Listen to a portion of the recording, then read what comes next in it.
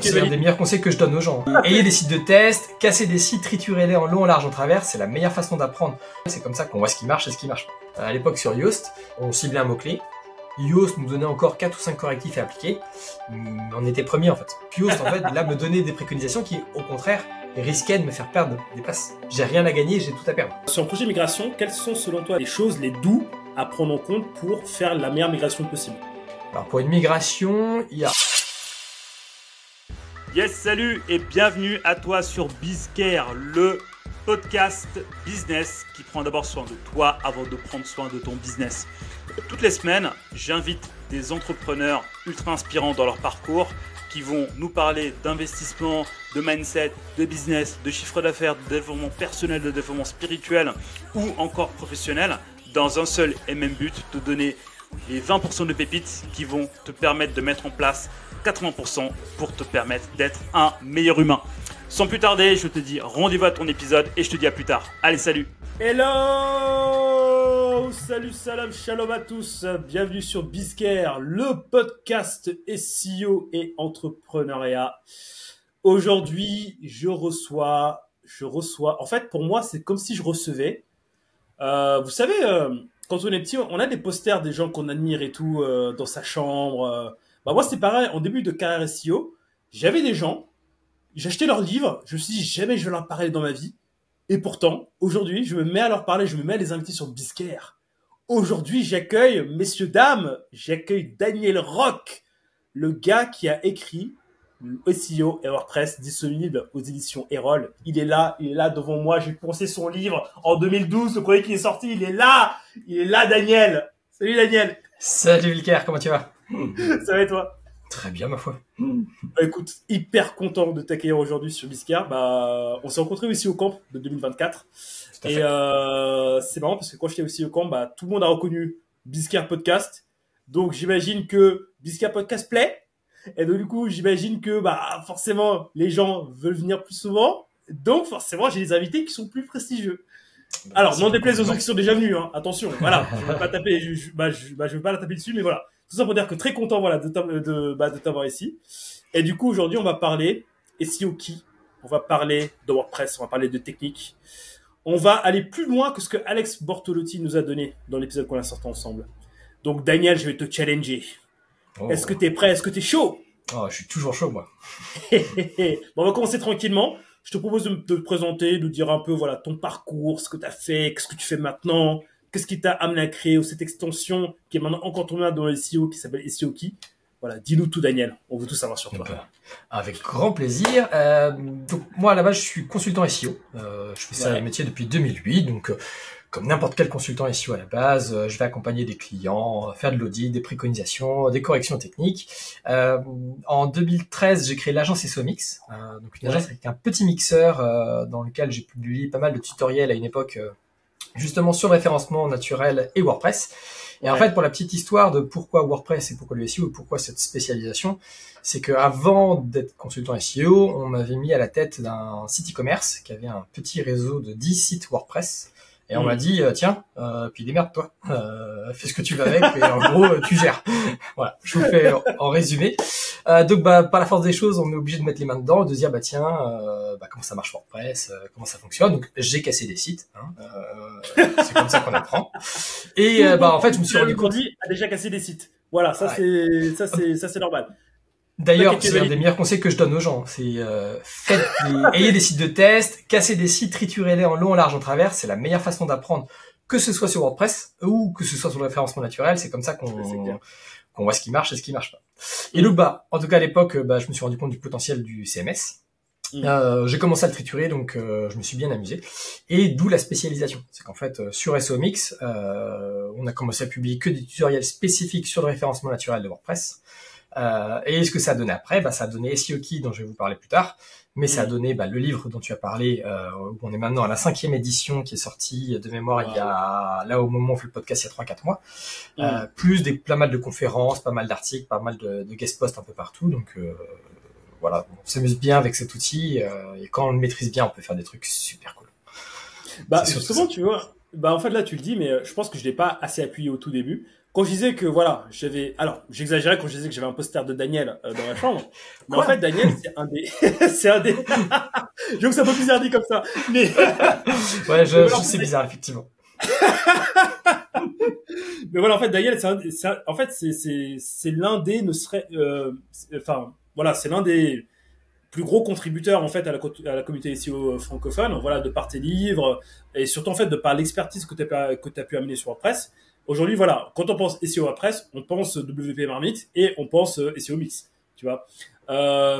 Du coup, tu vois, justement, tu vois, par rapport à tout ça, par rapport à tout ce que tu as dit dans ta présentation, quel est aujourd'hui le plus gros site, non, pas le plus gros site, mais quelle est la plus grosse connerie que t'as faite pour casser un site internet, tu vois, et là, tu vois, sur lequel tu lui dis, oh merde.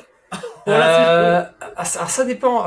Il y a des erreurs basiques, l'erreur classique. On veut basculer un site en production ou en développement, et puis on se gourde de fichiers. Et on modifie le mauvais fichier, donc on écrase la connexion à la base de données. Donc il n'y a plus de WordPress. Bon, y a plus de site. Il y a les sites qui versionnent pas leurs fichiers, donc forcément quand on fait une mise à jour, et on veut revenir en arrière, on peut pas revenir en arrière parce qu'on n'a pas ce système-là.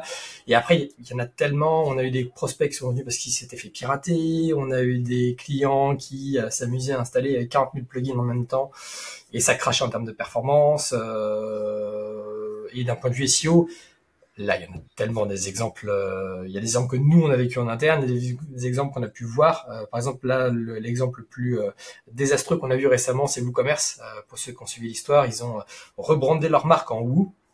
Ils ont voulu changer de nom de domaine. Résultat, ils ont fait moins 95% de trafic en référencement naturel, et ils ont dû faire une machine arrière, revenir dans le site principal. Voilà, ça c'est des exemples qui peuvent arriver quand il y a des problématiques qu'on ne prend pas en compte, et puis... Donc, je vous rassure, c'est pas nous, c'est pas l'agence qui était dans le projet, je rassure quand même les gens. Mais on peut vite casser un WordPress parce que c'est un outil qui est hyper simple à utiliser. Enfin, dès que quelqu'un creuse dans l'administration, il se dit tiens, je peux faire ça.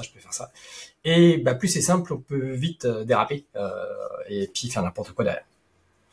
Tu sais, déjà, enfin merci pour tous ces partages d'expérience. Et en fait là, tu vois, l'exemple que tu as dit avec WooCommerce, je me rappelle un truc, c'est que comme tu as dit, WordPress, c'est assez simple, mais on peut très vite faire de grosses bêtises. Que tu sois le petit indépendant du coin, bien que tu sois la grosse boîte comme WooCommerce qui génère des millions à l'année, c'est le même game. Toi qui es expert SEO WordPress francophone, quels sont selon toi, tu vois, les meilleurs... je vais prendre deux types de projets. Je vais prendre un projet migration et un projet de croissance, tu vois. Sur un projet migration, quels sont selon toi les choses, les doux à prendre en compte pour faire la meilleure migration possible? Alors pour une migration, il y a des choses pas spécifiques à WordPress, qui sont des migrations pour n'importe quel type de site. C'est vraiment l'analyse de son marché pour être sûr que le futur site corresponde bien à l'intention de recherche en termes de contenu, de structure, de fonctionnalité, de tout ce qu'on veut. Il y a bien entendu l'existant, c'est-à-dire qu'on va regarder comment le site actuel va performer, et puis on va dire tous les contenus qui performent bien, il faut absolument que je leur redonne la même importance, le même emplacement et que je les conserve bien dans mon futur site. Et surtout le B.A.-ba de manière générique hors WordPress, c'est le plan de redirection. Ça, c'est le nerf de la guerre, c'est de se dire toutes les URL qui ont disparu, on les redirige, ou alors on renvoie ce qu'on appelle un code 410 pour dire à Google, ce contenu-là n'existera plus jamais. Par exemple, pour certaines images, les CSS, les JavaScript, ce genre de fichiers-là. Mais le plan de redirection, c'est le B.A.-ba. Après, sur WordPress, là où les gens se méfient pas, il y a deux problématiques. La première, c'est qu'en fait, quand vous faites une migration dans WordPress, vous avez des URL qui sont dans votre base de données. L'URL de vos contenus, les liens que vous avez mis à l'intérieur de vos textes, etc. Mais il faut savoir techniquement, alors je rentre un tout petit peu dans le détail, mais WordPress va sérialiser certaines données. C'est-à-dire qu'au lieu de mettre certaines fois dans la base de données juste l'URL, il va mettre l'URL plus le nombre de caractères de cette URL. C'est une donnée sérialisée.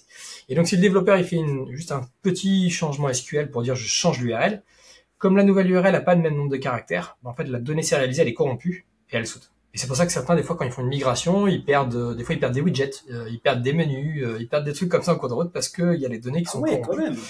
Et donc, voilà, ça, c'est des choses à faire. Et c'est pour ça qu'on conseille fortement à l'agence, enfin, nous, en tout cas, c'est ce qu'on fait, soit d'utiliser des outils dédiés Vous avez par exemple des extensions comme Duplicator ou alors celle que je préfère qui s'appelle WP Migrate qui marche très bien.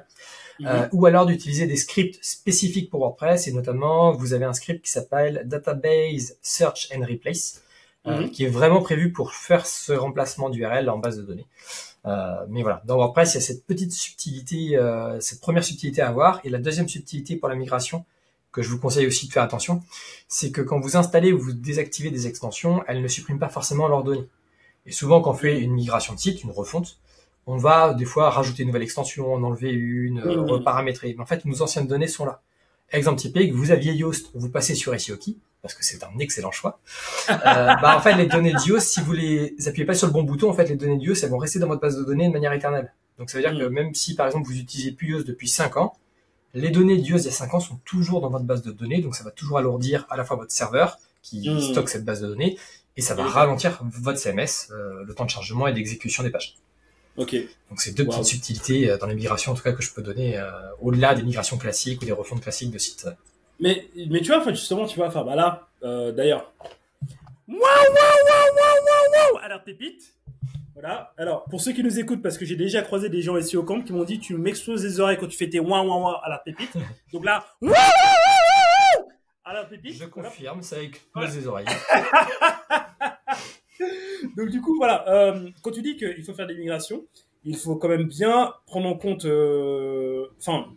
pour le faire, en tout cas de ce que j'ai noté, il y a 3 plugins à prendre en compte, WP Migrate, Duplicator et Database Search and Replace. Ouais, alors sachant que le dernier, c'est pas un plugin, c'est un script. C'est juste un script PHP qu'on pose sur le serveur. Donc c'est pas une extension que vous allez télécharger et installer sur votre WordPress, c'est vraiment un script qu'on, par exemple via FTP, vous le posez sur votre serveur et puis vous faites vos remplacements en base de données avec ça. Mais ça, justement, tu vois, pour mettre tout ça en place, parce que là, parmi ceux qui nous écoutent, il y a pas mal d'indépendants, ou bien il y a pas mal, tu vois, de personnes qui n'ont peut-être pas les moyens de se payer un Daniel Rock dans la migration. Tout ça, en fait, est-ce que c'est des plugins et des fichiers qui sont qui peuvent être facilement pris en charge par un débutant, voire même par un non-tech, ou bien il faut absolument savoir un peu tech derrière? Un non-tech, je dirais non quand même, parce qu'un non-tech qui commence à toucher à la base de données, faut un minimum comprendre ce qu'on fait. Après, un débutant, c'est faisable. Après, par contre, il faut prendre son temps. Et le conseil le plus important que je peux donner, c'est faites des sauvegardes. Parce que une fausse manip, même quand on est expert, hein, la fausse manip, ça arrive. Toujours avoir une sauvegarde pour se dire, si j'ai fait une mauvaise manipulation dans ce script-là, dans ma migration, dans tel développement, telle optimisation, peu importe, faut toujours que vous ayez une sauvegarde pour être capable de revenir en arrière. Et méfiez-vous des sauvegardes des hébergeurs parce qu'ils en ont pas toujours. Ou alors elles sont pas forcément accessibles. Nous, il y a des hébergeurs qui nous disent oui, je peux vous remettre votre sauvegarde, c'est 80 € la sauvegarde. Ça pique. Oui, ça existe. Ça fait beaucoup là, non? Ça existe. Donc les bons hébergeurs, c'est accessible gratuitement normalement. Mais voilà.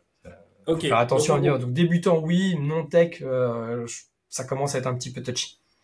Ok, donc en gros, pour faire une bonne migration, selon les conseils de Monsieur Daniel Rock, 2 plugins, WP Migrate, Duplicator, mettre le script Database Search and Replace à la racine Si on veut faire, ouais.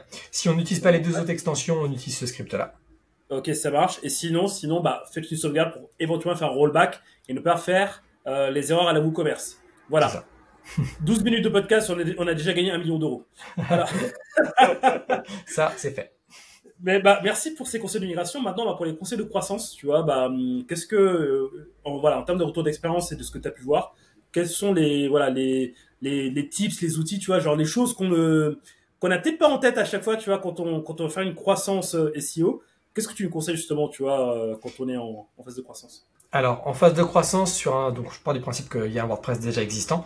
Le meilleur conseil que je peux donner, c'est que tout comme lors de la création d'un site ou d'une refonte, on va toujours faire un état d'existence, dire ok, voilà où on en est en SEO, voici le marché, voici tous les mots-clés qu'on veut cibler et qui nous intéressent et qu'on trouve pertinents et donc sur lesquels on va vouloir se positionner. Donc ça, à la rigueur, c'est ce que tout le monde fait. On va faire cette analyse de marché. Et ensuite, tout le monde a quasiment le même défaut dans 98% des cas, c'est qu'ils vont prendre leur WordPress tel qu'il fonctionne actuellement. C'est-à-dire que dans WordPress, il y a des types de contenus. Par défaut, vous allez retrouver les articles et les pages. Si vous installez certaines extensions, vous aurez des nouveaux types de contenus. L'exemple le plus simple, c'est WooCommerce. Quand vous installez la solution e-commerce, en fait, elle va vous ajouter un nouveau type de contenu qui s'appelle le produit. Et ensuite, chaque extension peut créer des fois des nouveaux types de contenus comme ça. Et en fait, le problème, c'est que les gens ont tendance à se focaliser sur les types de contenus qui existent dans leur WordPress et se dire, bah, moi, maintenant, je vais faire des articles. Mais en fait, c'est pas forcément ce qui est le plus optimisé pour le maillage interne, pour faire un design sur mesure, pour vraiment aller plus loin dans vraiment l'affichage du contenu et la réponse à l'intention de recherche. Nous, par exemple, à une époque, on bossait pour une agence immobilière qui était en Thaïlande. On a créé plein de nouveaux types de contenus qui nous ont permis en fait de créer des pages beaucoup plus adaptées et beaucoup plus précises par rapport aux besoins utilisateurs. Et ce qui fait, à l'époque, on était quasiment top 3 sur la quasi-totalité des mots-clés qui nous intéressaient. Mais parce que justement, on s'est pas dit, je prends le WordPress et ce qu'il me donne. C'est nous, après, on a modifié le WordPress pour que ça corresponde à ce qu'on veut afficher au moteur de recherche et à l'internaute. Mais du coup, ça se matérialise comment? Ça se matérialise par les informations que tu mets dans l'URL, ça se matérialise, voilà. Enfin, concrètement, en fait, le fait de toucher donc à l'architecture de WordPress, comment ça se voit sur Internet, quoi. Alors, ça se voit de deux façons. Alors, je vais prendre le côté technique d'abord. Ouais. D'un point de vue technique, c'est que vous allez faire de l'analyse de structure. Vous allez faire de l'analyse de silos, donc on va utiliser des outils comme Gephi, comme Cocon.se. Il y a plein d'outils comme ça qui peuvent faire des visualisations d'une structure de site. Et en visualisant cette structure de site, vous allez pouvoir vous rendre compte si vous avez correctement thématisé vos différentes sections. C'est-à-dire que quand on fait une analyse, par exemple, moi j'aime beaucoup le logiciel qui s'appelle Gephi, qui est très dur à prendre en main, je préfère vous préciser pour ceux qui vont commencer à faire mise avec. Mais c'est un outil qui permet de voir vraiment la structure réelle de notre site web. Et on se rend compte qu'il y a des gens qui nous disent, bah moi j'ai écrit tous mes contenus, j'ai mis les bonnes catégories, etc. Et en fait, nous, dès qu'on fait la visualisation, en fait, on se rend compte que c'est un fourre-tout, tout est mélangé. Parce qu'en fait, le thème WordPress, il a pris tous les articles et les catégories, il a fait un peu n'importe quoi dans le terme de maillage interne, et c'était pas adapté. Alors que nous, si techniquement on va créer un nouveau type de contenu, on va faire en sorte de le sortir de la catégorisation classique, de lui mettre une autre classification, de le mettre à un autre endroit du site et de faire vraiment ce qu'on appelle du chirurgical pour vraiment faire une structure sur mesure. Donc ça, on va le voir comme ça. Et là où vous allez le voir d'un point de vue utilisateur, c'est surtout que vous allez clairement voir des contenus qui n'ont pas du tout la même mise en page. C'est-à-dire que quand vous arrivez sur un site et que tous les contenus, ça ressemble à un article classique, en tout cas, ils ont le même design, je suis quasiment sûr qu'ils ont le même type de contenu. Alors que quand vous allez sur... de template, Okay. Mais souvent, c'est que le template est lié au type de contenu. Souvent par défaut. Et donc, souvent, on va se rendre compte de ça, c'est que, tiens, effectivement, là, pour présenter tel type de publication, j'ai pas du tout le même design, j'ai pas du tout la même mise en page, j'ai pas la même ergonomie, parce que je me suis réadapté à l'intention de recherche pour vraiment faire un contenu de qualité. En gros, nous, à l'agence SEMX, c'est vraiment ce qu'on fait.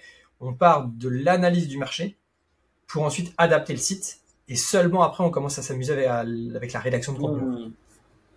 Analyse du marché, qu'est-ce que demande le marché, quelle intention de recherche, puis après en fait en fonction de ça tu crées tes pages en fonction de l'intention de recherche. Ouais, c'est ultra poussé en fait, c'est ultra poussé. Alors ça fait penser à une conférence que Laura Blanchard avait donnée au SEO by Night. C'est là où je l'avais causé la première fois, où justement elle parlait d'intention. Elle avait dit qu'avec un client, ils ont déjà gagné genre des 3, 4, 5, voire même des 7 positions, juste en bossant uniquement sur l'intention de recherche du mot-clé. Donc concrètement, en fait, ça veut dire quoi? Ça veut dire que, je sais pas, tu tapes comment changer son assurance auto. Le client, il recherche d'abord, sur l'intention derrière, dans sa page, il veut d'abord avoir une image, un comparateur, puis un texte. Ton template ne te permet pas de faire ça. Et si tu n'as pas ça dans l'ordre, tu seras moins bien classé. Alors qu'en fait, en soi, factuellement dans la page, j'ai mon simulateur, j'ai mon contenu, j'ai mon image, tu vois. Juste en fait, la manière dont tu le mets en place, et en fait là, ce que tu me dis là, ce que tu me confirmes par rapport à ce que Laura disait lors de la conférence, c'est que pour ranker, et c'est quand même important que le template que tu fais soit adapté à ce que l'internaute veut. Donc forcément, pas besoin d'avoir un template que tu copie-colles en fonction de tes pages. Donc pas besoin d'avoir un template article, un template page, etc. Il faut vraiment avoir un template par type de requête que les utilisateurs cherchent bien. C'est ça. Waouh, ok. Écoutez, méga pépite numéro 2, si vous voulez faire la croissance SEO, de base, écoutez Alex Bortolotti qui dit créer du contenu, ça fonctionne bien, mais au bout d'un moment, vous allez arriver à un plafond de verre, et notre cher Daniel Rock nous donne un petit Pareto, un petit 1% qui fait la différence. Allez un petit peu plus loin, chercher l'intention utilisateur, refondre la page en fonction de ce que l'utilisateur veut, et après, sky's the limit. Exactement. Toujours s'adapter à ce que veut l'internaute et donc pas forcément prendre ce que votre WordPress fait de base et se dire tiens comment est-ce que je peux faire ça dans WordPress et donc on va aller corriger le thème, installer une extension, etc. Et selon toi d'ailleurs, enfin selon ton expérience, à partir de quand il faut faire ces optimisations aussi poussées? En fait, c'est au moment où vous attaquez le mot-clé qui vous intéresse. Si au moment où vous allez attaquer une nouvelle requête, une nouvelle expression, vous vous rendez compte que votre WordPress n'est pas adapté, il est toujours temps de le faire. En fait, d'un point de vue technique, il y a deux phases. Il y a la phase, ce que j'appelle initiale. Donc, on démarre toujours comme ça. Nous, sur tous nos clients, c'est la même chose. C'est une optimisation technique classique, globale du site. Installer les bonnes extensions, faire le bon paramétrage, optimiser le temps de chargement, vérifier la compatibilité mobile, vérifier qu'il n'y a pas de lien cassé, etc. Donc ça, c'est, on va dire, obligatoire. Sur 2024, on ne peut pas faire sans. Et d'ailleurs, c'est la première chose qu'on fait sur un site. Et une fois que ça c'est fait, là, on le fait évoluer. Et il y a un défaut que les gens ont très souvent, c'est qu'ils vont se dire, je vais faire une refonte, je corrige, je mets en place plein de trucs, et après, je touche pas à mon site pendant 4 ans. Alors qu'en fait, un bon site, c'est que vous allez faire évoluer au fur et à mesure. C'est-à-dire que nous, SEOMX, alors là, un peu moins en ce moment, parce qu'on a un planning très chargé, mais grosso modo, c'est qu'en fait, au fur et à mesure de nos besoins, on va développer les fonctionnalités dont on a besoin. On va dire, bah tiens, en fait, j'ai besoin d'avoir telle typologie de contenu, je l'ai pas, bah je vais créer mon petit bloc qui va bien. Et donc, en fait, c'est ce qu'on appelle l'amélioration continue. Et donc, vous allez vraiment faire évoluer votre site. Et puis surtout, après, en analysant le trafic, vous allez vous rendre compte de ce qui marche pas, ce qui marche bien, là où vous pourriez améliorer votre taux de conversion, là où vous pourriez améliorer l'expérience utilisateur. Et puis, vous allez comme ça itérer au fur et à mesure. Ok, waouh, bah merci pour cette pépite. Franchement, en fait, je pensais pas que, au final, quand on commence à arriver sur la plateforme de verre, les simples petits ajustements techniques ou bien les simples petits ajustements en termes de disposition d'information pourraient changer autant de choses. Donc voilà, bah moi-même j'ai appris des choses. Merci mon cher Daniel. C'était Bisquaire, merci beaucoup d'être passé. À bientôt. Non mais c'est archi cool en fait en termes de retour en termes de retour d'expérience. Et ce que je vais te demander aussi, tu vois, par rapport à tout ce que tu me dis en termes de croissance, quelle est selon toi la plus grosse évidence sur WordPress qu'on doit faire que quasiment personne ne fait? Tu vois, parce qu'en fait, généralement, on parle beaucoup de je télécharge Yoast, j'ai créé du contenu, je fais du management interne. Mais à mon avis, il y a peut-être un truc, genre une évidence, mais juste fou pour toi, que personne ne fait, ou bien que pas grand monde fait, qui connaissent WordPress ou bien qui connaissent le SEO. Pour toi, c'est quoi? Alors, attends. Grosse évidence à venir, attention, pépite de Daniel. Le truc nous qu'on voit le plus souvent, en tout cas dans les clients qu'on a actuellement, et qu'on a eu d'ailleurs depuis le début des SEOMX, c'est clairement l'analyse du besoin. L'analyse de la page de résultats de Google. C'est même pas technique en fait. C'est même pas technique. Elle est absolument pas technique. Parce que technique, en fait, c'est je pourrais pas choisir une chose. C'est-à-dire que si je te disais des choses techniques à mettre en place sur un WordPress pour être sûr que tout soit bien, il faudrait au moins que je lise 15-20 choses. Parce que il faut mettre de la sécurité, du temps de chargement, du maillage interne, la gestion des bonnes balises, enfin bref, il y a beaucoup de sujets en fait. Mais si je suis très pratico-pratique avec n'importe quel site, même le site le plus nul techniquement, alors sauf si vraiment vous bloquez Google, mais si vous bloquez pas Google, je préfère préciser. En fait, c'est que les gens ont tendance à se dire, je vais rédiger un article sur, je sais pas moi, les tablettes de chocolat, parce qu'ils vendent des tablettes de chocolat, et puis ils vont écrire leur contenu. Et en fait, ils vont le rédiger selon leur façon à eux et leur connaissance métier, leur connaissance de leurs propres produits et services, et non pas en fonction de l'intention de recherche. Et donc l'analyse de la SERP et surtout de la compréhension marketing qu'il y a derrière va impacter tout le reste. Prenons l'exemple de nous, agence SEO. On est une agence SEO, donc nous, les termes qui nous viennent en tête, c'est visibilité, référencement naturel, SEO, moteur de recherche, SERP, plein de termes qui sont des termes métiers. Mais en fait, la plupart des gens, ils tapent pas ça en fait. Ils vont taper comment être premier dans Google. Et donc moi, il faut que je rédige un article, comment être premier dans Google. Et le deuxième défaut que les gens vont ensuite avoir, c'est qu'ils se disent, moi, sur mon site, il faut surtout pas que j'en donne trop, parce que sinon, les gens ne viendront pas me voir. Parce que si je fais un tutoriel sur comment être premier sur Google, pourquoi les gens viendraient me voir? Puisque j'ai fait un tutoriel. En fait, les gens qui viendront pas vous voir, c'est des gens qui, de toute manière, n'avaient pas le budget. Ce qui est pas péjoratif, mais il y a des gens qui n'ont pas le budget, malheureusement. Donc, de toute manière, ils viendraient pas vous voir. Donc, ils sont contents d'avoir l'article, ça fait de la notoriété, de l'image de marque. Exactement. Et par contre, ceux qui ont le budget, souvent, ils se disent, en fait, ça m'a l'air plus compliqué que ce que je pensais. Donc, je vais faire appel à un expert qui aura des connaissances rédactionnelles, des connaissances techniques, des connaissances sur le netlinking et c'est tout ce qui va avec. Donc, faut pas hésiter de se dire, si je fais un contenu, j'y vais à fond en fait. Enfin, mon contenu, ça va être le meilleur contenu sur le sujet. Je dois traiter de A à Z la problématique et je dois être le plus pertinent, en tout cas par rapport à mes concurrents. Putain, mais comme quoi, en fait, on revient toujours à la base, tu vois.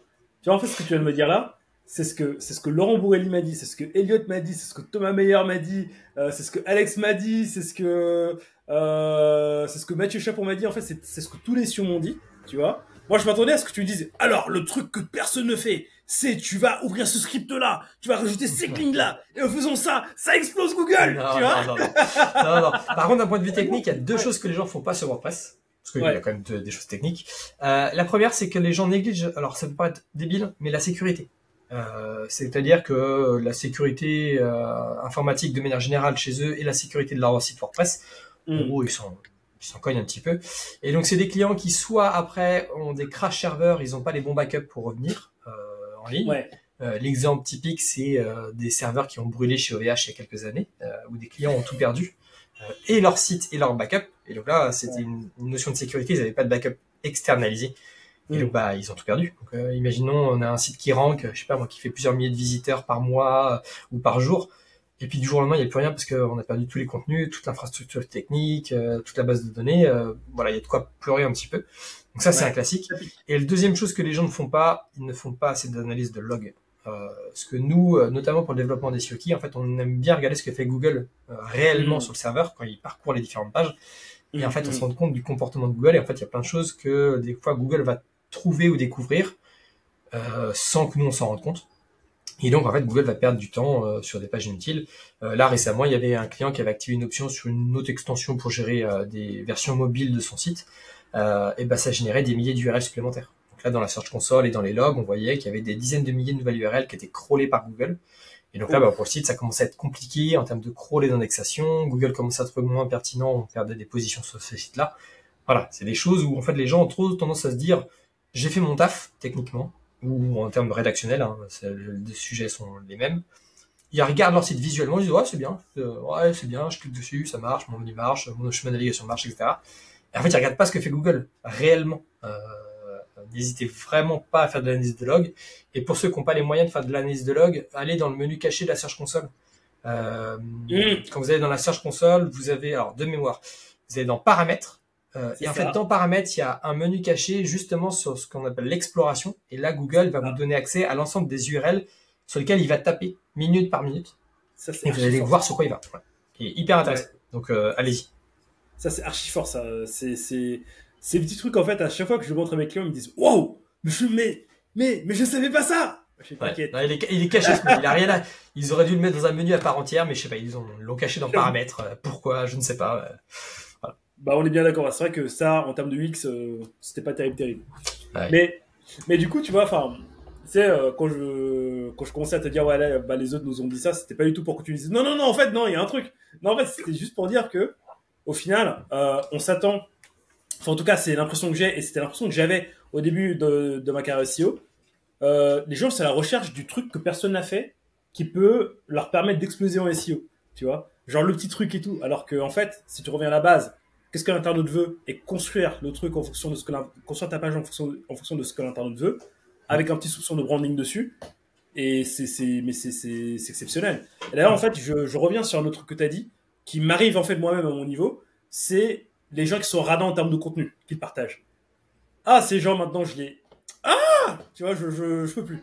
Tu vois, parce que moi en fait depuis que je crée du contenu, que ce soit sur YouTube ou bien sur LinkedIn, et à moindre mesure sur mon site, mais j'ai jamais eu autant de sollicitations depuis que je partage tout ce que je sais.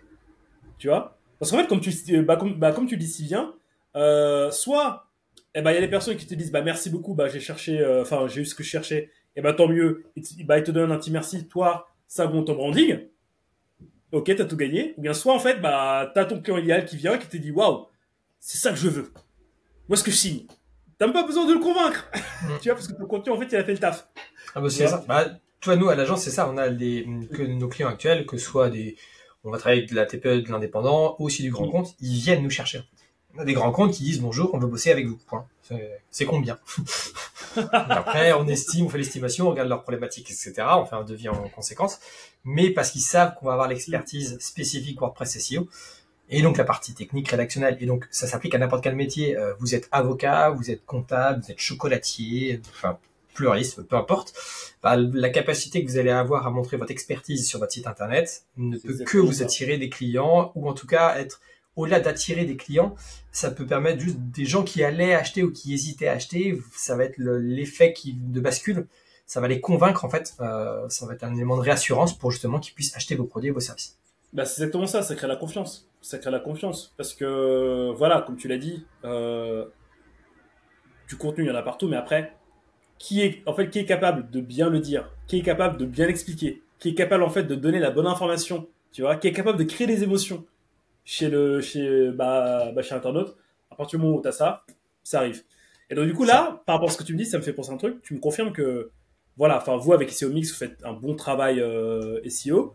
Tu me dis en fait, enfin là tu es en train de me dire que quasiment tous vos prospects viennent de Google en fait. Alors de Google ou du réseau. Parce qu'après, il y a des clients actuels qui disent ah, je connais un tel, etc. Et après, ils viennent aussi par l'extension. Parce qu'ils ont testé l'extension, donc des fois, ils viennent aussi par l'extension, dire moi, je veux aller encore plus loin, donc ils font appel au service de l'agence. Ça peut être par les livres aussi, ou alors par les conférences. Parce que j'ai une petite tendance à donner des conférences un peu tout le temps, un peu partout, etc. Ouais, t'es pas très connu, toi. Ouais. Donc les gens, voilà, ça vient aussi par là. Bah après, c'est ce que tu dis dans pas mal de tes podcasts, le branding d'un prestataire, que ce soit un indépendant, il est tout seul, ou d'une grosse boîte de 3000 personnes, le branding va tout faire pour pouvoir acquérir de nouveaux clients, pour fidéliser ceux qui sont déjà là, et ainsi de suite. Ouais, ça se nourrit en fait, tout se nourrit. Tout se nourrit. En fait, c'est pour ça que moi, à chaque fois que je prends la parole sur tout ça, que ce soit pour les entreprises ou même pour les indépendants, communiquez. Ne soyez pas radins. Communiquez. Ouais. Et ce que Daniel nous dit, et ce que les autres SEO dit aussi, bah, ça confirme ça confirme cette tendance. Vous avez forcément quelque chose à dire. Vous avez forcément quelque chose à dire. Donc, allez-y, dites-le, puis après, voyez ce qui se passe. D'ailleurs, ça fait une très belle transition. Tu as parlé de SEO Key. Bah voilà. Attends, je vais prendre mon air un peu étonné. Waouh, Daniel, je vois que derrière toi, il y a un truc qui s'appelle SEO Key. Mais c'est quoi SEO Key, Daniel? Oh, dis donc. Ah bah dis donc. SEO Key, c'est justement, c'est un des projets nous de l'agence qu'on a lancé là maintenant, ça va faire 2 ans. SEO Key, donc une extension de référencement naturel. Donc certains d'entre vous vont connaître Yoast, RankMath, SEOpress, All-in-One SEO, The SEO Framework. Enfin après il y en a des dizaines. Je pourrais vous en citer pendant une demi-heure si je voulais. Et à la base, en fait, SEO Key, avant de vous dire vraiment la plus-value, faut revenir un peu sur l'historique. C'est qu'à la base, SEO Key, on l'avait créé surtout pour nous, de se dire en fait que nous, en tant que référenceurs expérimentés, les extensions, aucune extension ne nous convenait par rapport à notre besoin et notre utilisation. Donc on a créé notre propre extension. Et puis après, qui a été commercialisé pour toucher le plus grand nombre. Et SEO Key a 2 atouts énormes par rapport à la concurrence. La première, c'est l'ensemble des corrections techniques automatiques sur lesquelles on n'a rien à faire. C'est-à-dire qu'en gros, vous installez SEO Key, vous appuyez sur tout optimiser, vous allez prendre un petit café, vous revenez et c'est terminé. Là où dans d'autres extensions, vous allez devoir aller cliquer sur des dizaines d'options à paramétrer, à vérifier, parce que des fois elles sont cochées, mais il faut vérifier qu'elles sont cochées, des fois il faut aller les décocher, des fois il faut aller les encocher en plus. Ça implique de savoir un peu ce qu'on fait. Là, nous, on le fait en automatique. Par exemple, François Tréca a fait une conférence là il y a quelques jours à la SEO Garden Party, et justement, il a choisi SEO Key pour cette simplicité-là. C'est d'installer SEO Key, il appuie sur le bouton et ça optimise tout, et puis comme ça, il passe à autre chose. Alors que c'est un référenceur expérimenté, qui sait ce qu'il fait, etc. sur des WordPress. Donc ça, c'est le premier gros atout, et c'est cool. Et le deuxième gros atout, et là, c'est plus avec l'expérience qu'on voit avec nos clients, c'est qu'en fait, ils ne savent pas utiliser une extension SEO. Peu importe laquelle. Il y a trop d'options. Voilà. C'est le mot-clé, je sais pas ce que je mets. J'ai plein d'options de paramétrage, de réglage, de title, de machin, etc. Ils sont là, ils sont perdus, peu importe. Donc, le but des SEO Key, ça va être aussi de s'adresser à ces gens-là pour les conseiller, en fait, et les guider. Le but des SEO Key, c'est de te dire quelle est la prochaine action que tu dois faire pour chacun de tes contenus. Et pas juste de te donner une liste, de te dire ton title est trop long, il te manque des halts, etc. Alors, SEO Key le fait. Mais dans la version pro, on va surtout se baser sur le trafic réel obtenu, sur le mot-clé que tu cibles, et en fonction de ça, on va te donner un conseil. Nous, par exemple, à l'époque sur Yoast, on ciblait un mot-clé. Yoast nous donnait encore 4 ou 5 correctifs à appliquer. On était premier, en fait. On était déjà premier, on peut pas être plus haut que premier. Donc Yoast, en fait, là, me donnait des préconisations qui, au contraire, risquaient de me faire perdre des places. Parce que si je modifie alors que je suis premier, bah en fait, j'ai rien à gagner, j'ai tout à perdre. Ok. Donc, le but des SEO Keys, c'est ça. C'est d'une part, toutes les corrections et optimisations automatiques, comme ça, vous n'avez pas à vous en préoccuper. Et d'autre part, toute la partie audit et conseil, où là, vraiment, vous appuyez sur un bouton, puis bah, ça va auditer tout votre site, et vous avez rien à faire, quoi. Bah, du coup, non, mais là, tu m'as trop teasé. Alors, pour ceux qui nous écoutent, SEO Keys, je vous avouerai que je ne l'utilisais pas du tout. Donc là, je vais découvrir avec vous. Là, tu m'as vendu, franchement, tu m'as vendu la solution miracle pour que je puisse faire pour que je puisse signer un client, appuyer sur un bouton, aller prendre un café, jouer avec ma fille et revenir. Le travail est fait, j'envoie ça au client et la facture. Voilà. Là, tu l'as trop bien vendu, mec. Du coup, est-ce que tu peux nous montrer un peu si ça dérange pas justement comment ça... Je vais vous montrer sur un site, sur mon petit blog perso. Donc justement, comme ça, vous verrez un site justement, il y a du travail, mais vous allez voir un petit peu en live. Et j'en profite pour dire que pendant que ça arrive, ceux qui nous écoutent, je vous conseille fortement de mettre pause, d'aller sur YouTube et de voir la démo que Daniel est en train de nous faire. Voilà. Oui, c'est moi, désolé, je me permets de t'interrompre juste 2 petites secondes pour te dire que si tu aimes l'épisode, n'hésite pas à t'abonner à la chaîne YouTube, à nous mettre un petit like ou à nous mettre 5 étoiles sur la plateforme de podcast de ton choix. Sans plus tarder, je te remets à ton épisode. À tout de suite. Alors, partage d'écran, comme ça je vais vous montrer sur un site sur lequel c'est déjà installé. Hop là. Est-ce que vous voyez mon écran ? Oui. Et ici, parfait. Bon, ça c'est le site des SEO Keys. Et ce que je vais faire, hop, je remets juste ici. Là, je vais sur donc mon petit blog personnel danielrock.fr. Et donc là, vous êtes sur un site donc, sur lequel SEO Keys est installé. Et vous êtes dans ce qu'on appelle le module d'audit. Donc là, le but du jeu, c'est très simple. C'est vous appuyez sur lancer un audit SEO. Et puis vous allez prendre un café. Là, ce qu'on va faire. J'explique un peu ce qu'on va faire. Allez prendre un café, surtout. Toujours très un important café. pour que ça fonctionne. Le café, sinon ça ne marche pas l'audit. Voilà. Si vous ne prenez pas de café, je précise. Et en gros, donc là, ce qu'on va faire, c'est qu'on va prendre 100% des contenus, donc tous les articles, les pages et les autres types de contenus qui pourraient exister. On va prendre aussi tout ce qu'on appelle les taxonomies. Donc juste pour rappel, dans WordPress, les taxonomies, c'est les manières de classer vos contenus. Donc là, sur ce site-là, je dois avoir que les catégories. Ouais. Ah si, j'ai encore les étiquettes, mais je les utilise plus. Donc catégorie, étiquette, mais sur votre WordPress, vous avez peut-être d'autres taxonomies. Et en fait, sur tous ces contenus-là, on va auditer, passer toute une série d'analyses pour dire, d'un point de vue d'abord technique, ce qui va pas. Sur cette partie-là, c'est un peu ce qu'on retrouve sur les autres extensions SEO. Par exemple, dans Yoast, quand vous rédigez un contenu, en bas, il va vous dire, il y a ça à corriger. Donc, le travail de base, c'est à peu près le même. Vous allez retrouver donc ici, par exemple, tous les problèmes de site. Donc, quand je vous dis que c'est un site que je laisse à l'abandon, j'ai pas mal de travail. Et par exemple, il me dit ici que j'ai 3 contenus qui sont trop courts. Il me dit, par exemple, là, j'ai ma page contact qui fait 80 mots.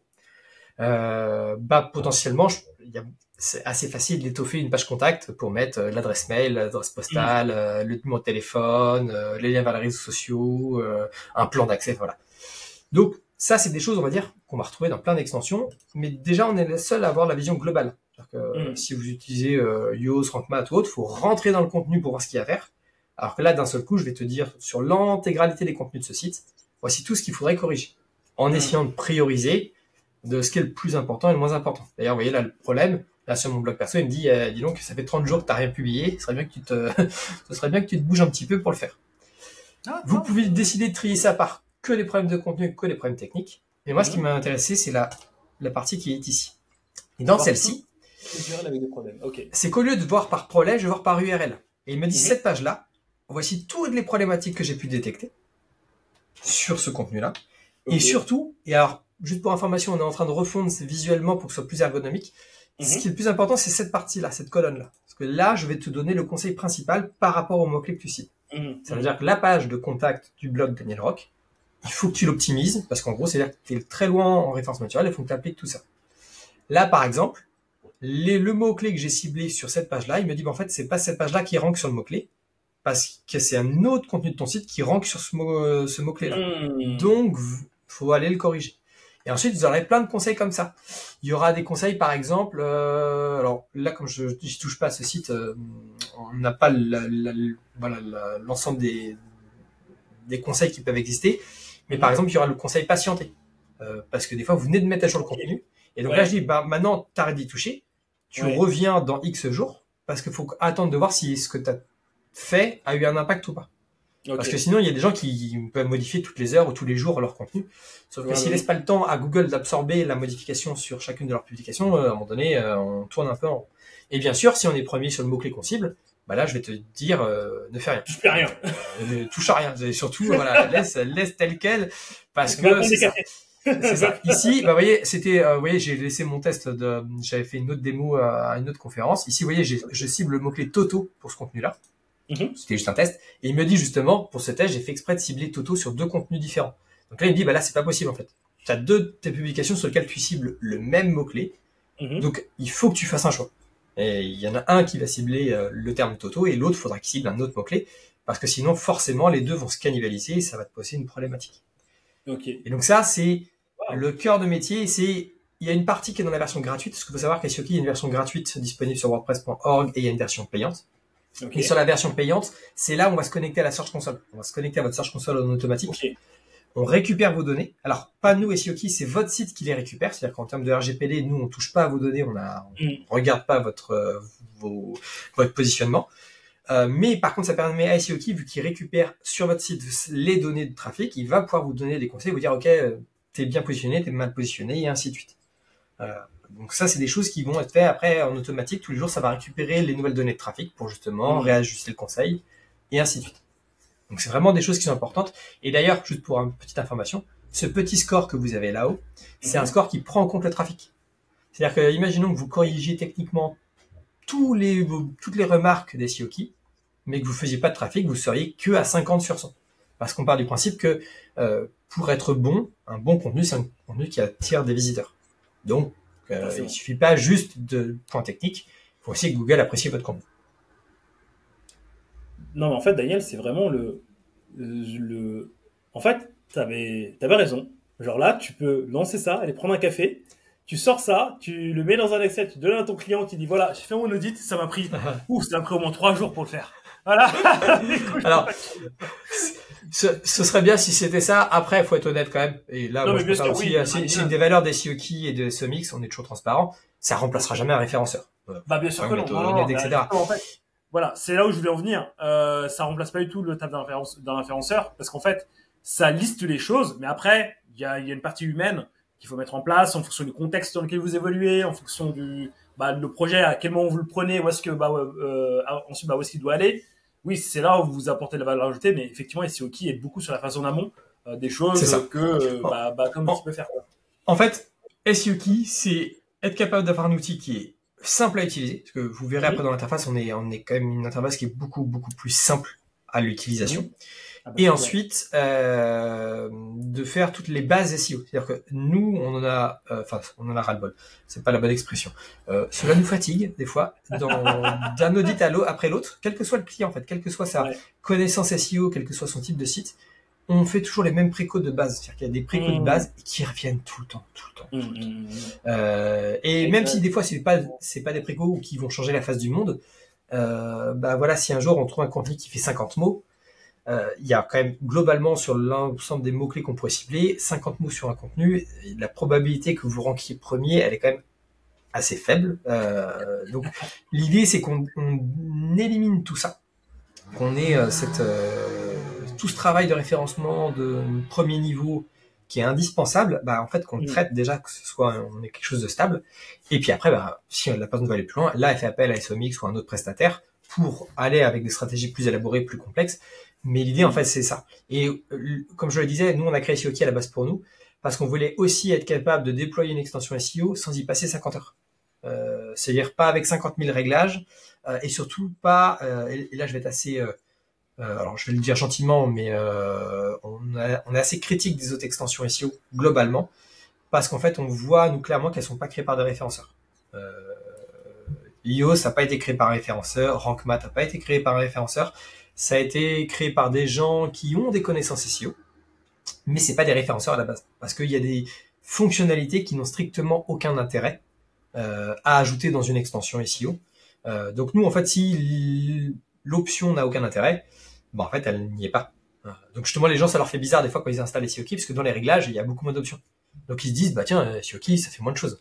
Non, en fait, ça fait juste ce qu'il faut pour avoir un bon référencement, et tout ce qui sert à rien est supprimé ou alors est automatisé.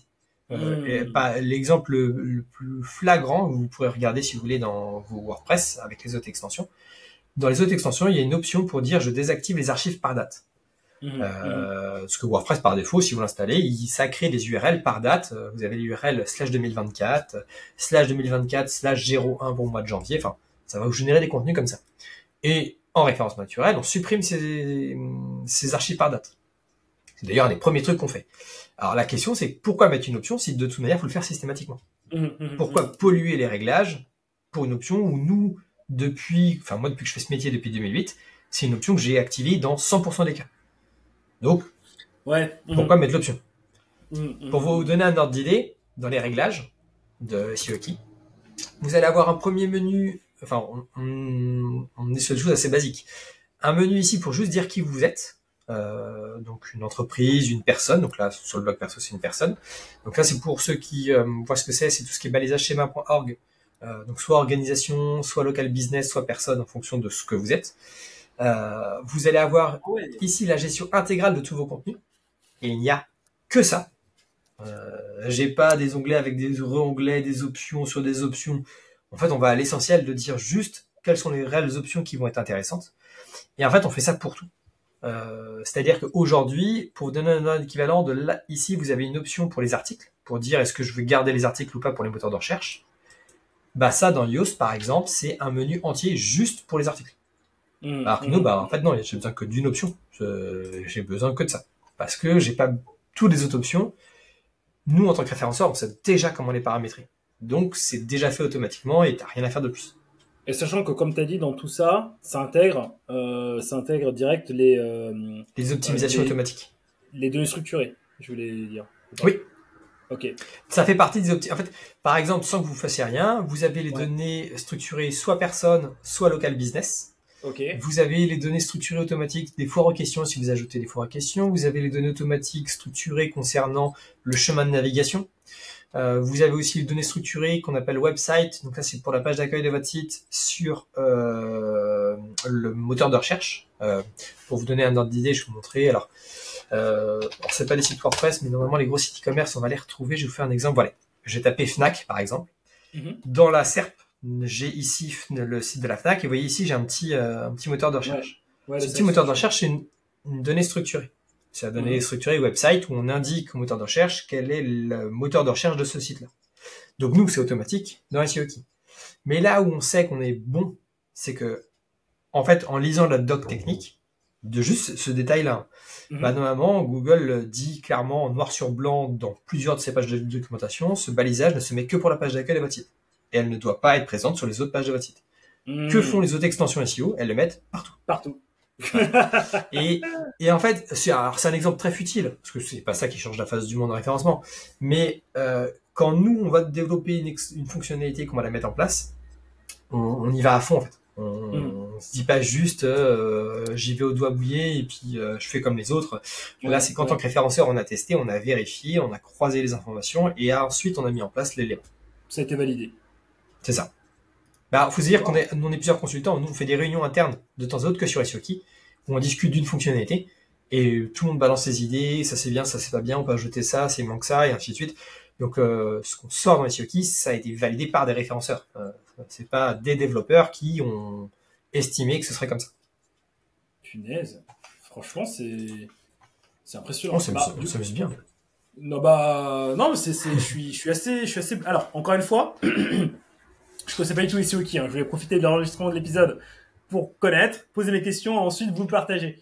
Là, en fait, pendant que tu parlais, j'ai noté toutes les plugins que je pouvais supprimer juste en ayant SEOkey. J'ai noté RankMath, Yoast, Schema.org, All-in-One SEO, Bon bah Search Console ainsi que GSC, Search Console et GA. Tu sais les plugins pour installer le petit le code. Alors juste nous on fait pas GA par contre. On s'occupe pas des web... Alors c'est aussi c'est un parti pris. On ne s'occupe pas des web analytics tout simplement parce que ça n'a rien à voir avec le SEO. En fait, si on est une extension SEO, on ne s'occupe que du SEO. En fait, alors c'est le syndrome que je déteste chez les autres extensions, alors que ce soit extension SEO ou extension globale sur l'écosystème WordPress, c'est celles qui se disent plus j'en mets, mieux c'est. Et donc qui vont mélanger plein de concepts à l'intérieur. C'est-à-dire que dans les extensions SEO, il y en a qui vont faire donc tout le système de tracking, des bandeaux de consentement et la RGPD, qui vont faire les partages sociaux, qui vont faire plein de choses qui sont utiles pour un site, mais qui n'ont rien à faire dans une extension SEO. Ça, c'est clair. Et ce qui fait que les gens mélangent tout après. Alors que le but, c'est leur dire, en SEO, il y a ça qui compte, et donc il y a ça que vous devez mettre en place. Et à l'inverse, nous, justement, ce qu'elles ne mettent pas en place, bah, nous, on l'a mis, parce qu'il y a des fonctionnalités qu'on est les seuls à faire, nous, dans SEO Key, au-delà de l'audit, parce que là, l'audit, c'est la partie, on va dire, la plus visible, parce que j'appuie sur le bouton, on voit que ça travaille, et les gens, ils aiment bien l'effet un peu waouh, de l'audit qui travaille, ça fait son petit effet. Mais en fait, c'est pas le seul truc qu'on fait. Et puis, c'est toujours c'est du concret. Je vous montre une des fonctionnalités qu'on a développées à la base pour un client. On a eu un client à une époque, c'était un photographe, et il avait publié, alors il avait un vieux blog, mais des milliers de photos. Sur aucune image, il n'avait de texte alternatif. Et là, on lui a dit à l'époque, alors là, maintenant, on pourrait le faire avec IA, mais déjà de base, dans WordPress, quand on veut modifier le alt d'une image, il faut aller dans la bibliothèque des médias, cliquer sur modifier l'image, rentrer le alt, sauvegarder, revenir en arrière, prendre l'image d'après, cliquer sur modifier et ainsi de suite. Et ben nous on a fait un petit site. Donc quand on lui a dit qu'il avait des milliers de photos, voilà, il a un peu crisé.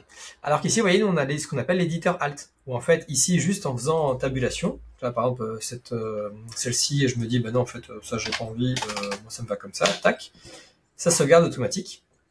Et vous pouvez modifier en faisant tabulation, vous tapez votre texte, tabulation, tapez votre texte, tabulation, tapez votre texte, et en fait vous allez modifier en temps réel l'ensemble des alts de votre site. Alors je vais quand même remettre une petite alt qui allait bien. Mais l'idée c'est ça, c'est en fait de se dire en fait on a un côté pratico-pratique, on part de la problématique qu'on a en SEO, donc on a besoin de renseigner nos alt ou de savoir quelles sont nos images qui n'ont pas de alt, parce que là, alors je crois qu'elles sont toutes remplies, mais si je pourrais lui dire je ne veux que celles qui n'ont pas de texte alternatif, alors est-ce que j'en ai? Non. Pour le coup j'ai bien fait mon travail sur ce site, elles ont tous un alt sur mon site. Mais là je pourrais voir que celles qui n'ont pas de alt, donc là c'est un côté pratique. Et après il y a plein de choses en fait. WordPress, comme je le disais tout à l'heure, c'est un outil qui est pratique à utiliser. Mais comme c'est pratique, on se méfie pas de son comportement. Et en fait, moi, ce que j'aime beaucoup dans mon métier, c'est que le SEO, ça bouge beaucoup, donc j'apprends plein de trucs. Mais en fait, WordPress aussi, on se rend pas compte. On peut découvrir plein de choses. Moi, en tant que développeur WordPress, je découvre tout le temps des nouvelles choses. Par exemple, le jour où j'ai découvert ce qu'on appelle les redirections automatiques de WordPress, j'ai hurlé tout seul devant mon écran. Enfin, de manière voilà, c'est figuré bien entendu. J'ai pas vraiment crié devant mon écran, mais on s'est rendu compte d'un comportement de WordPress qui a été catastrophique. Alors juste pour vous montrer cet exemple-là, parce que non ça va marcher ici. Vous prenez n'importe quel site WordPress, donc en même temps que vous m'écoutez, vous pouvez faire le test si vous voulez. Je vais dans l'URL et je vais faire exprès de taper quelque chose qui n'existe pas. Alors d'abord je vais faire une vraie erreur 404. Voilà, ça c'est sûr, il va me faire une 404. Voilà, parce que je tapais n'importe quoi, et en plus, là, il me dit, vu que j'ai une extension de sécurité, il s'est dit, j'ai mis des caractères spéciaux. Moi, ce qui me choque là-dedans, c'est que c'est écrit contacter le webmaster. Ouais. Ça, c'est l'hébergeur qui Et regardez bien, maintenant, ce que je vais faire, c'est que je vais taper une seule lettre. Je vais taper juste S. La lettre S. La lettre S, normalement, sans majuscule, elle n'existe pas. Ouais. Ce que fait WordPress, il m'amène sur la page SEO Key, l'extension SEO indispensable.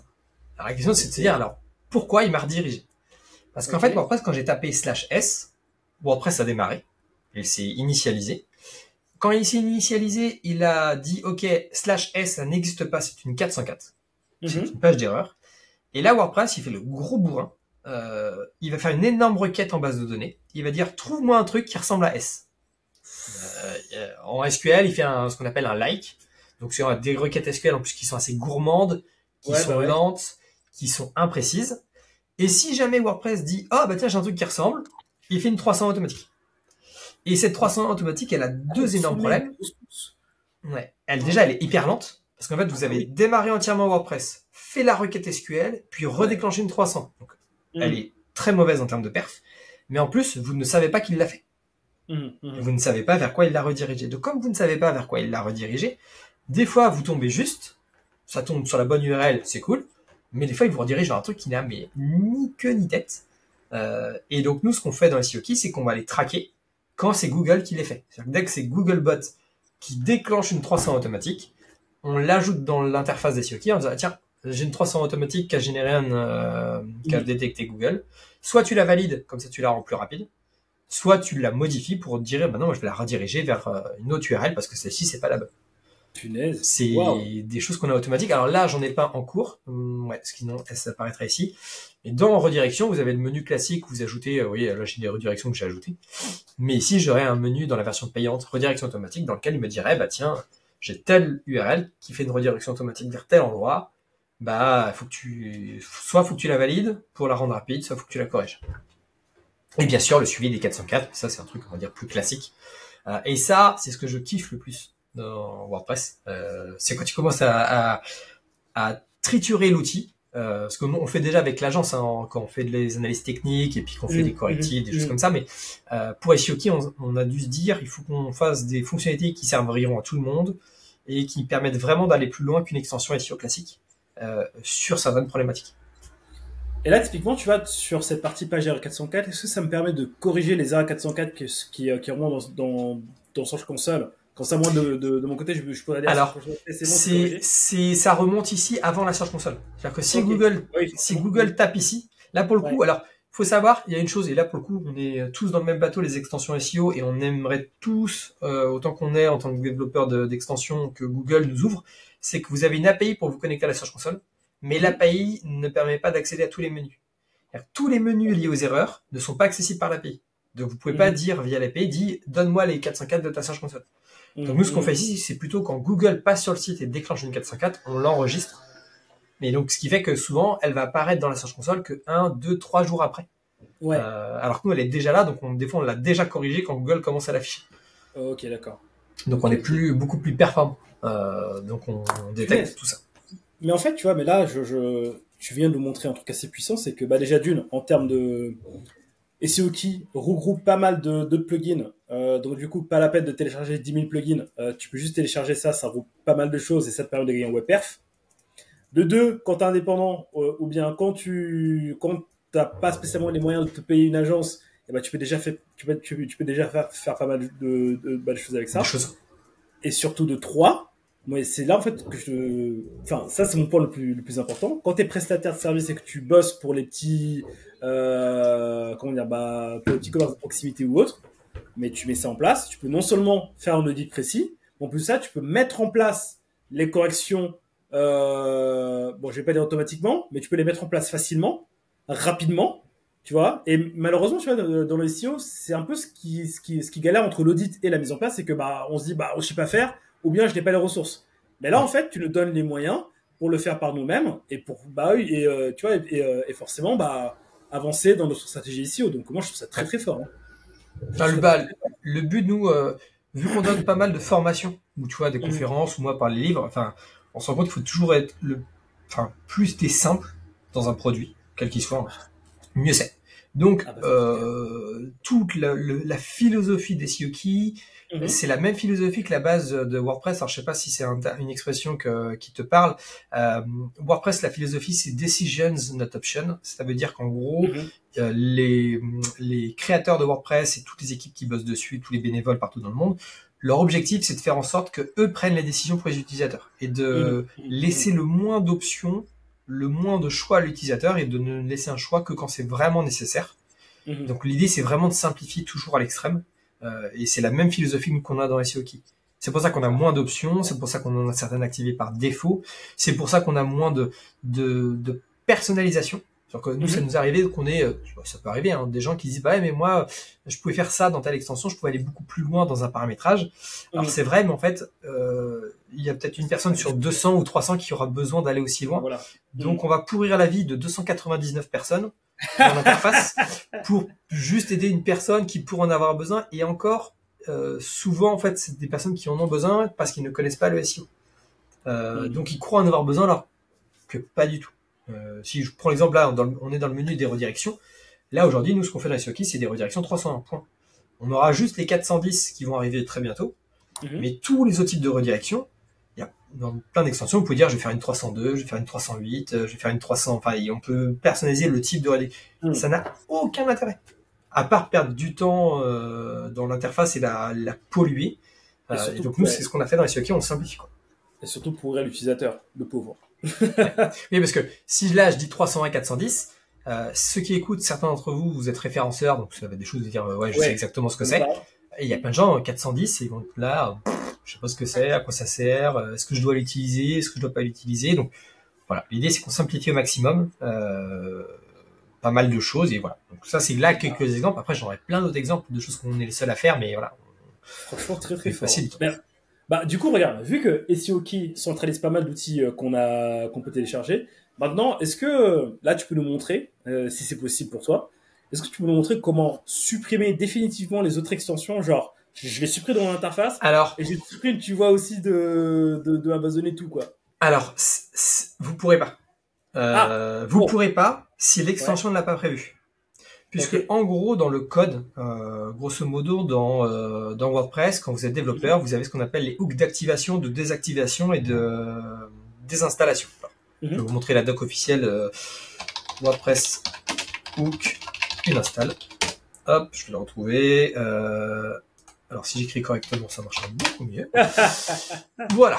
Vous avez dans la doc officielle pour les développeurs un hook qui s'appelle Register Uninstall Hook. Alors, juste pour préciser, pour ceux qui ne savent pas ce que c'est qu'un hook dans WordPress, un hook, c'est dans les fichiers qu'ont développé les équipes de WordPress. C'est un peu comme des portes d'entrée. C'est pour dire, par exemple, les équipes de WordPress, ils ont créé une fonctionnalité pour, je sais pas moi, ajouter un menu. Je dis n'importe quoi. Mais ils ont mis un hook dedans pour dire aux développeurs, bah, si ça te plaît pas comment on fait notre menu, tu te greffes dessus pour faire des choses. Donc là, ils ont un hook pour dire, quand tu désinstalles une extension, donc quand tu es vraiment dans l'admin de WordPress, que ton extension est désactivée, que tu vas cliquer sur supprimer, c'est au développeur de l'extension de se greffer là-dessus pour nettoyer sa base de données. Il y a plein d'extensions qui ont rien mis là-dessus. Ce qui fait que quand vous supprimez l'extension, en fait, ça va supprimer uniquement les fichiers, mais ça ne va pas supprimer tout ce qu'il y a en base de données. Donc votre base de données, ça restera éternellement. Et là, malheureusement, c'est au développeur de l'extension de le faire. Et si le développeur de l'extension l'a pas fait, il faut que vous fassiez appel à un développeur qui va justement venir faire ce correctif table par table, option par option, méta par méta. Là pour le coup, faut un tech, faut quelqu'un qui maîtrise. En fait, ça dépend du développeur de l'extension. Donc, s'il l'a pas fait, bah, malheureusement, vous l'avez un peu dans l'os. dans le je reste poli. Bah, du coup, en gros, moi, si je peux reprendre ce que tu as dit pour donner un petit conseil, c'est faites gaffe en fait aux extensions que vous installez, parce que si on écoute Daniel, on peut pas les désinstaller, ça peut alourdir la base de données et ça peut surtout en fait avoir un impact direct sur vos perfs globales, donc sur les web performances du site. Donc n'installez pas tout et n'importe quoi, parce que ça peut jamais partir entre guillemets. Et surtout, SEO Key, franchement, là, tu m'as donné grave envie de le tester. Je vais le tester d'ailleurs. Faut pas hésiter. Là, faut l'installer, l'acheter, c'est parti, là, tout de suite. Justement, tu vois, mais quel est là, tu nous as montré pas mal de fonctionnalités de la version gratuite. Tu as parlé d'une version pro tout à l'heure avec la connexion avec Alors, là, vous êtes sur la version pro, justement. En fait, version pro, vous avez les erreurs 404 et les redirections automatiques qui ne sont pas dans la version gratuite. Dans la version gratuite, il y a juste le module de redirection. Ce qui est d'ailleurs assez paradoxal, parce qu'il y a certaines extensions aujourd'hui SEO qui ont le module de redirection de base payant. Alors que les redirections, ça doit être gratuit, quoi qu'il arrive, ajouter une redirection, la modifier, etc. Mais les pages d'erreur 404 et les redirections automatiques, c'est dans la version payante. Et les deux grosses différences, c'est surtout la connexion à la Search Console, qui n'est que dans la version pro. parce que c'est ça qui nous permet d'améliorer notre suggestion, le conseil principal. Ok. Toute la récupération de ces données-là, c'est que dans la version pro. Dans la version gratuite, vous avez quelques conseils, mais c'est pas basé sur votre trafic réel. C'est des conseils plutôt basés sur des erreurs techniques éventuelles dans vos contenus et ainsi de suite. La version pro, c'est vraiment cette partie-là. Et justement, la version gratuite, vous avez une version de l'audit qui est un peu réduite. Vous n'avez pas toutes les analyses. Alors que dans la version pro, on a au moins 20 ou 25, je crois, analyses supplémentaires par rapport à la version gratuite. Et après, ça va faire que s'étoffer. Donc c'est, en gros, le principe est simple. Vous avez besoin d'une extension SEO simple, rapide à mettre en place, qui fait des correctifs automatiques. SEO qui est en version gratuite. Par contre, vous voulez aller beaucoup plus loin dans l'analyse, dans les conseils et dans certaines optimisations techniques, vous passez à la pro. Mais là, limite, tu vois, moi, par rapport à tout ça, ce que je peux dire aux personnes qui nous écoutent, c'est, en gros, pour faire vos tests, prenez SEO, prenez la version gratuite. Si vous avez un client avec qui vous faites du récurrent et que vous voulez aller plus loin, voilà, vous investissez un peu sur la version payante et là, vous pouvez avoir des résultats tout en gardant votre client sur le long terme. Je pense que ce sera même rentable pour vous. Et d'ailleurs, ça coûte combien la version payante? Alors, pour l'instant, on a 3 types de licences. Vous avez la version 1 site à $49, la version 3 sites à 99 et la version 10 sites à 199. Ok. Donc, on n'a pas de version illimitée, dans le sens, alors je vais le dire très crûment, on n'a pas spécialement envie de se prostituer. Non, je rigole, je dis ça en rigolant. Pendant tout le podcast, il a essayé d'être bien, de dire les bons mots et tout, et là, ça y est, c'est bon, au bout d'une heure, il lâche tout. Non, je rigole. Mais en fait, ouais, on a cette tarification-là. Donc, en gros, en termes de tarifs, aujourd'hui, dans les extensions SEO, on est en milieu de gamme en tarification. Vous aurez des extensions qui vont casser les prix, qui vont être beaucoup moins chères avec des sites illimités, avec des tarifs ridicules. Et vous en avez d'autres beaucoup plus chers. Par exemple, je crois que Yoast en version premium, ils doivent être dans les $100 pour un site. Ou quelque chose comme ça. Donc là, nous, l'idée, c'était de définir un prix qui soit juste par rapport à la plus-value qu'on apporte, le gain de temps. Parce que rien que pour $49, juste le gain de temps que vous avez économisé en termes de paramétrage et d'utilisation sur une année, c'est rentabilisé déjà. Les optimisations qu'on est les seuls à faire, bah ça c'est du plus. Et après la partie conseil audit, qu'on est les seuls à faire vraiment, parce que vous retrouvez des fois des menus qui s'appellent audit dans d'autres extensions. En général, ils checkent 3-4 trucs de votre page d'accueil, puis s'arrêtent là, et puis en mode genre, ouais, c'est bon, on a fait l'audit. Donc, non, c'est surtout que, juste pour aller dans ton sens, c'est montrer en fait à quel point c'est un bête d'investissement. C'est que, moi, en fait, les personnes que j'accompagne dans le programme SEO Pareto, je leur dis, si vous faites bien le taf, vous pouvez facturer 500 € par mois à un client. Si vous faites un bon taf SEO. Là, tu viens de nous donner un truc pour avoir de la récurrence à 500 € par mois pendant au moins 6 mois, voire un an. Tu vois, si je prends sur 10 mois, ça fait 5 000 €. Tu investis 49 € par mois, ça te fait 500 €. 500 € versus 5 000, je pense que vous pouvez, voilà, je pense que le calcul est vite fait. Oui. Donc, puis surtout, il y a des clients, quand ils lancent l'audit la première fois, ils se rendent compte du nombre de problèmes qu'ils ont à corriger. Exactement. Et là, ils savent déjà que de base, sans même parler de stratégie élaborée ou vraiment fait après l'analyse de marché, des choses comme ça, déjà juste sur le SEO de base, ils ont un boulot de monstre, juste pour étoffer leur contenu, corriger les titles, corriger les alt, remplir les métadescriptions qui sont manquantes, etc., quoi. Franchement, merci pour cette contribution, pour ces belles trouvailles. Franchement, c'est cool, c'est propre. Mais tu sais, Daniel, nous, chez Bizcare, on aime bien le Pareto. C'est ce que je pousse à fond chez mes invités. Mais on aime bien payer le moins cher possible. Ah bah oui, je comprends. Et du coup, Daniel, voilà, est-ce qu'il y a moyen d'avoir, tu sais, un petit code promo? Un petit code promo, je crois que c'est faisable. Je crois que si vous allez sur SEO Key, que vous ajoutez au panier, que vous mettez le code promo Bizcare, vous devriez avoir 30% de réduction. Normalement, ça devrait marcher. Donc, testez. Et puis après, vous verrez. Alors là, c'est un gros... Alors déjà, merci Daniel. Voilà, code promo Bizcare sur SEO Key. Voilà, j'ai mon code promo chez Daniel. Voilà. C'est bon, il fonctionne. Hashtag je suis un code promo. Écoute, merci Daniel. Et surtout, je pense que ça sera un bon challenge pour ceux qui m'écoutent de vraiment savoir écrire mon nom sans faire de faute d'orthographe. C'est ça. C'est exactement ce que je t'ai dit tout à l'heure en off où j'étais là, on me dit j'ai toujours un doute quand je l'écris. Donc on verra ceux qui arrivent et ceux qui arrivent pas. Au moins ça fera un tri. Voilà. Si vous voulez SEO Key, promo moins 30% avec le code promo Bizcare. Voilà, je vais pas vous dire comment ça s'écrit. Renseignez-vous si vous voulez avoir moins 30% et vous nous direz merci. Daniel, franchement, merci beaucoup. Franchement, moi, j'ai pris une claque. Hein. Je pense que ceux qui nous écoutent, qui sont encore là, eux aussi. Mais de par ton parcours, de par ce qui t'a amené à créer ça et surtout ce que ça fait, moi, j'avais pas du tout conscience que ça existait. Mais waouh, non mais là, je vais gagner un temps fou avec déjà d'une avec des projets perso que je gère et de deux avec des clients. Donc, ceux qui merci. testent, en tout cas, à l'unanimité, se disent, voilà, ils voient vraiment la différence en termes d'utilisation. Et puis, on en a un peu sous le coude. On a quelques très bonnes idées là en cours de développement. Donc, j'en dis pas plus pour l'instant parce qu'on est dans des phases de test. Voilà. Mais il y a des belles choses qui vont arriver dans les prochaines versions. Donc, voilà. Et n'hésitez pas à tester. On dit rien, on dit rien. Bah écoute, Daniel, merci. Merci, Ouais. merci. Franchement, c'est cool. Là, on va arriver sur la fin, tranquillement. Honnêtement, tu nous as donné beaucoup de pépites, mine de rien. Enfin, entre ta vision du SEO, les petits trucs à faire, secrets qu'on doit faire pour être numéro 1 sur Google, donc à savoir, voir l'intention de l'utilisateur.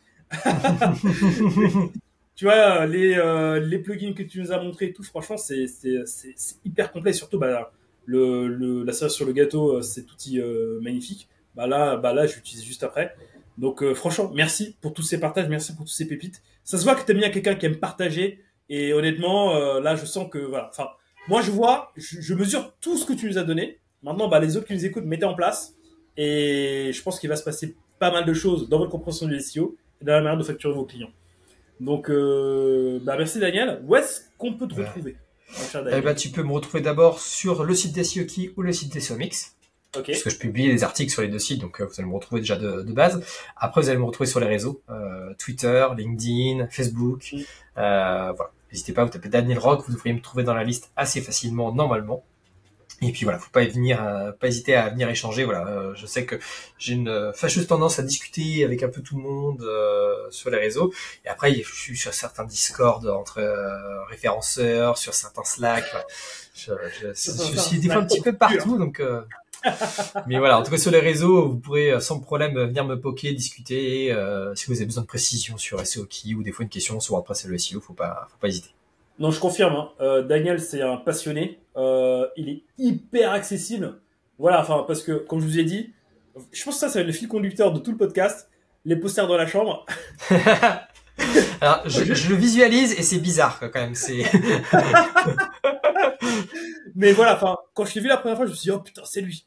Tu vois, je l'ai impressionné. Mais honnêtement, j'étais assez bluffé par la facilité de contact avec toi. Donc, je confirme les autres. Si vous avez la bonne question, vous pouvez aller le voir. Et je pense que même lui, en fait, il va prendre plaisir à vous guider sur ça parce que Daniel, comme j'ai dit, c'est un passionné.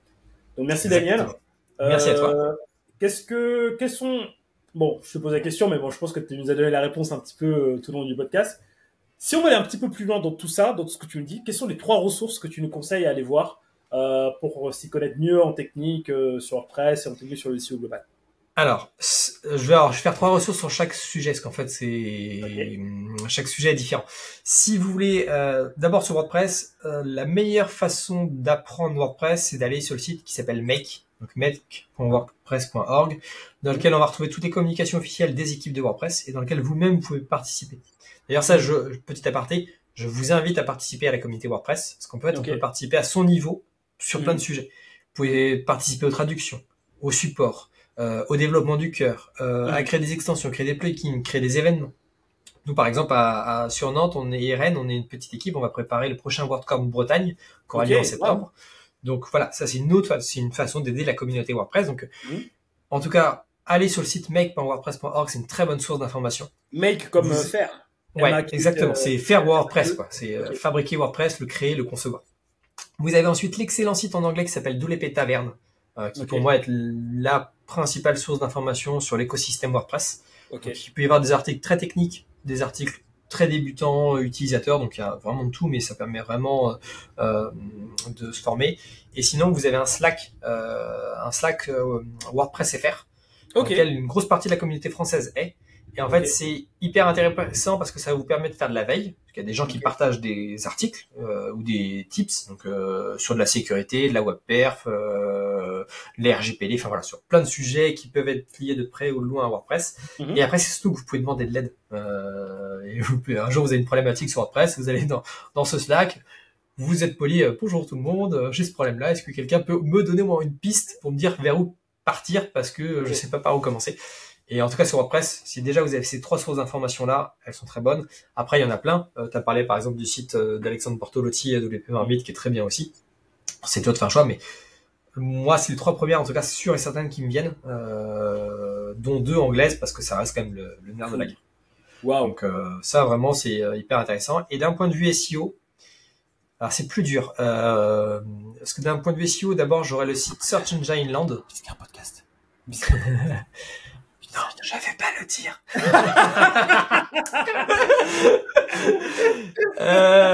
Non, SEO, c'est très très dur.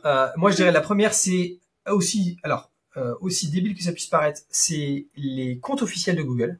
Ouais. Alors, pas à prendre pour argent comptant ce qu'ils disent, mais n'empêche que ça donne leur philosophie actuelle et donc ça vous donne des pistes sur ce que va devenir Google ou leurs outils. Et puis, ils peuvent communiquer tout simplement sur ce qui se passe. Là, par exemple, là, aujourd'hui, donc là, on est le 7 mai, là, pendant l'enregistrement du podcast. Juste hier, ils ont shooté certains sites aux US. Au début, certains ont cru que c'était un shoot algorithmique, alors que là, les équipes de Google ont répondu manuellement en disant non, on les a pénalisés manuellement. Donc, il y a un mec qui appuie sur le bouton. Et donc, ça, c'est une information que si on ne suit pas leur compte Google, on peut pas le savoir, en fait. Ouais. Pourquoi ces sites ont été shootés, alors que là, ils le disent publiquement. Donc, ça, c'est la première source. La deuxième source que j'aime beaucoup en anglais, c'est Search Engine Land. Ouais. Qui est un gros site d'actualité sur les SEO, et d'ailleurs pas que le SEO, ils vont aussi parler de SIA, des fois de web marketing au sens large, hyper intéressant. Donc ça c'est mes 2 sources anglaises. Si je devais choisir une source française, celle qui est la plus complète, en plus de ton podcast bien entendu, mais c'est surtout qu'elle est la plus dense, c'est le site d'Abondance. Ouais, c'est ce que parce qu'en fait ils vont relayer. Alors si vous suivez Search Engine Land, vous aurez quand même beaucoup de doublons avec Abondance. Abondance va reprendre une partie des informations de Search Engine Land, mais en français, c'est celle la plus générique, ou en tout cas, on a plus d'actualité. Mais après, sur les deux, donc là, je vous ai donné des sources dans l'un ou l'autre, mais en fait, la meilleure source d'information, c'est vos tests. Bah, c'est clair. Moi, le meilleur conseil que je donne à tout le monde, que vous soyez vous-même référenceur, ou que vous avez besoin de faire du référencement sur votre site, c'est vous créer un autre site qui n'a rien à voir, sur une thématique, peu importe laquelle, les tablettes de chocolat, le sport, les tondeuses à gazon, peu importe, on s'en fiche. Et en fait, c'est un site de test qui va vous permettre de tester des fonctionnalités, tester des bouts de code, tester des extensions, tester des techniques SEO, tester l'IA. Enfin, en fait, vous testez et surtout, vous mesurez. Si vous allez marquer quelque part dans un outil, peu importe, à telle date, j'ai fait telle action. Et une semaine après, qu'est-ce qui s'est passé? Est-ce que ça n'a rien fait? Est-ce que j'ai amélioré mon positionnement? Est-ce qu'il a baissé? Est-ce qu'il a amélioré? Est-ce qu'il fait du yo-yo, etc. Parce que c'est honnêtement la meilleure façon d'apprendre. Vous pouvez essayer d'écouter tous les conseils d'un référenceur. Il y a une raison pour laquelle un référenceur répond toujours, et c'est un running gag qui répond toujours par ça dépend. Ça dépend. Il commence par ça, le référenceur, c'est pour faire ça, comment on fait? Bah ça dépend. Ouais. Et s'il dit ça dépend, c'est qu'il y a une raison, c'est que vraiment ça dépend d'autres critères, et c'est qu'avec l'expérience que vous saurez en fait dans tel cas de figure et tel autre critère que je dois faire ça d'abord, ou ça je dois pas le faire, et ainsi de suite. C'est marrant parce que au moment où on se parle là, je pense que au moment où le podcast sortira, le post sera sorti, le post lié sera sorti. Ta nouvelle génération de SEO qui croit tout savoir, qui te disent pour faire du SEO, il faut faire ça, il faut absolument faire ça. Si tu fais ça, tu es numéro 1. Alors que les vrais SEO, tu vois, comme toi, on fait ça et on voit ce qui se passe. On teste, etc. On sait ce qui marche souvent bien, mais pas toujours. Et des fois, des choses qui marchent que dans certains cas de figure. Et là, on peut les mettre en place. Mais c'est ça la beauté du métier. Ah bah oui, ça c'est clair. Si c'était simple, ce serait pas marrant. Ah bah, si c'est simple, je pense qu'il n'y aurait pas tout ce qui se fait autour du SEO là. Exactement. Daniel, franchement, merci beaucoup pour cet épisode. Encore une fois, plaisir. J'ai bien fait d'être venu te voir. J'ai bien fait d'être en contact avec toi parce que là, tu nous as donné tellement de valeur. Honnêtement, c'est un épisode à écouter, voir, revoir, noter les petits trucs, noter les petits détails parce que moi, je suis quasiment convaincu que si on met en place toutes les petites choses que tu nous as dit, t'es bien meilleur que un bon 95% des SEO qui utilisent WordPress sur le marché. Parce qu'en fait, entre ceux qui savent et ceux qui mettent en place, déjà, il y a un monde. Et pour ceux qui mettent en place ce que toi, tu viens de dire là, parce qu'en fait, voilà, moi, j'ai un peu d'expérience, donc du coup, je sais un peu sur ce sur quoi aller. Mais là, tu as vraiment donné des grosses pépites qui, pour moi, sont inestimables. Donc merci Daniel. Bah, avec grand plaisir. Sur ces bons mots, ciao. Non, plus sérieusement, Daniel, franchement, merci d'être passé sur Biscare. Voilà, très content de t'avoir accueilli. Puis je te dis à très bientôt. Plaisir partagé, puis à la prochaine. Voilà, cœur avec ciao tout le monde. Mais mon cœur avec les doigts. À la plus Daniel. Salut, à la prochaine, ciao. Ciao.